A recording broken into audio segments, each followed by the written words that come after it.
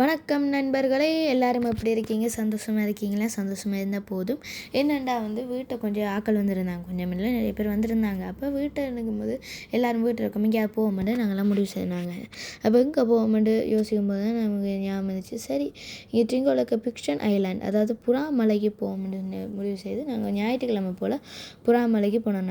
நாங்கள் மொத்தம் 3 போட் எடுத்தோம். என்கிட்ட 15 பேர் போனோம். ஒரு போட்டில் 5 பேர் தான் போகலாம்ன்றனால 3 போட் எடுத்தனாங்க. அதில் பார்த்தீங்கன்னா உங்களுக்கு விலங்கும் புறாமலை இங்கே இருக்குண்டு.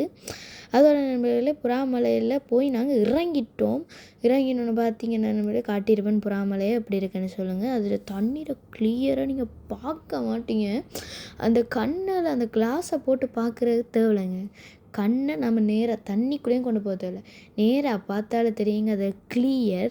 அதே மாதிரி பிக்ஷன் ஐலாண்டு சுத்தம் அப்படி ஒரு சுத்தமாக வச்சுருந்தாங்க. சரியா, அதை பார்க்க நம்மட ஸ்ரீலங்காவுக்கு ட்ரிங்கோலே அப்படி ஒரு இடம்ன்ற மாதிரி இருந்துச்சு. அதில் ஒரு சம்பவம் பண்ணிட்டேன் வேலை நடக்கிறதுக்கு. உங்களுக்கு அந்த தண்ணியை கிளியரை காட்டணுமெண்டு போய் செருப்பை போட்டுட்டேன். அதில் செருப்பை போட்டதில் கொஞ்சம் போயிருக்கேன், கடலாக செருப்பை பிடிச்சிட்டேன். செருப்பை பிடிச்சிட்டேன். ஓகே. அப்போ அடுத்ததாக பார்த்தோம்னா நாங்கள் கடலுக்குள்ளே போய், அதாவது கடலுக்கு போய் மீன் பார்த்தேன். அதில் ஒரு மனக்கவலையாக போயிட்டு நண்பர்களே, உங்களுக்கு அதை காட்ட இல்லாமல் போயிட்டு. என்னென்ன நண்பர்களே, நான் கடலில் வாட்டர் ப்ரூஃப் கோப்ரா வாங்கினான், அதை விட்டுட்டு போயிட்டேன். அதனால் எனக்கு கடலுக்குள்ளே மீன் காட்ட முடியலை. நீங்கள் நம்ப மாட்டீங்க, கோப்ரா நான் வாங்கினேன்னாடு உண்மையாகவே நான் வாங்கினாங்க. I am very sorry. இப்போ நம்ம அதை விடுவோம், ஒன்றும் செய்யலாம். சரி விடுங்க.